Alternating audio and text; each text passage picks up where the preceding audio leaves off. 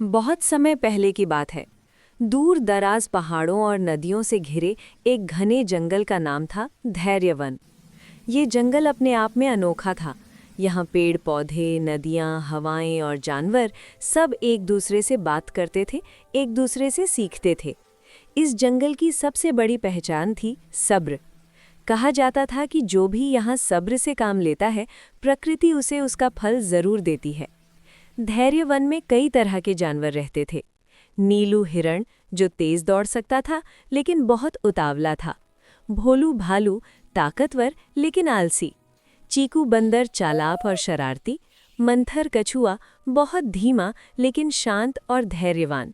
और सबसे ऊपर जंगल का राजा सिंहराज शौर्य, जो न्यायप्रिय तो था पर जल्दी निर्णय ले लेता था। इन सब के बीच एक छोटा सा हाथी का बच्चा भी रहता था। उसका नाम था गज्जू। गज्जू बहुत मेहनती था लेकिन बाकी हाथियों जितना ताकतवर नहीं था। उसकी सूंड छोटी थी और दांत भी अभी ठीक से निकले नहीं थे। दूसरे जानवर अक्सर उसका मजाक उड़ाते, अरे गज्जू, तुम इतनी धीरे क्यों चलते हो? गज्जू ये सब सुनकर चुप रह जाता। उसका दिल दुखता लेकिन वो जवाब नहीं देता। उसकी माँ हमेशा कहती, बेटा सब्र रखो, समय आने पर सब कुछ बदलता है। एक साल धैर्यवन में बारिश नहीं हुई। नदी सूखने लगी, तालाब मिट्टी से भर गए, पेड़ मुरझाने लगे और जानवरों को पीने के लिए पानी तक नहीं मिल रहा था। सिंहराज ने जंगल की सभा बुलाई।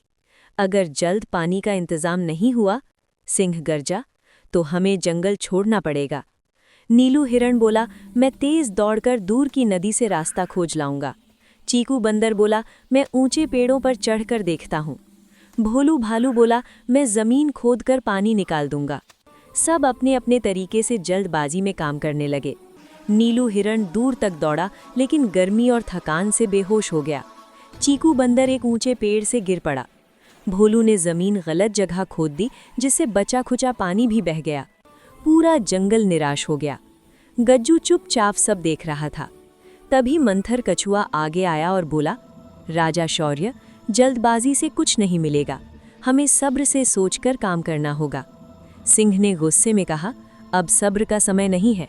लेकिन गज्जू ने पहली बार हिम्मत करके कहा, महाराज, अगर आप अनुमति दें तो मेरे पास एक विचार है। सभी जानवर हैरान रह गए। गज्जू बोला, मैंने देखा है कि पहाड़ी के पास एक पुराना सूखा कुआं है। अगर हम रोज थोड़ा थोड़ा करके मिट्टी हटाएं और बारिश का इंतजार करें तो शायद उसमें फिर से पानी आ जाए। चीकू हंस पड़ा, इतना इंतजार, हम मर जाएंगे। लेकिन कछुए ने समर्थन किया, सब्र से किया गया काम ही टिकता है।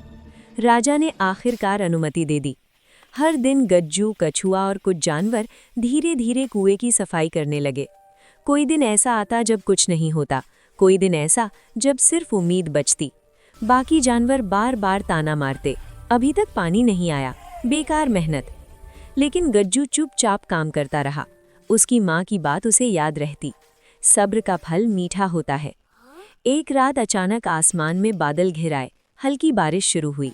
सभी जानवर खुश हो गए, लेकिन असली चमत्कार सुबह हुआ।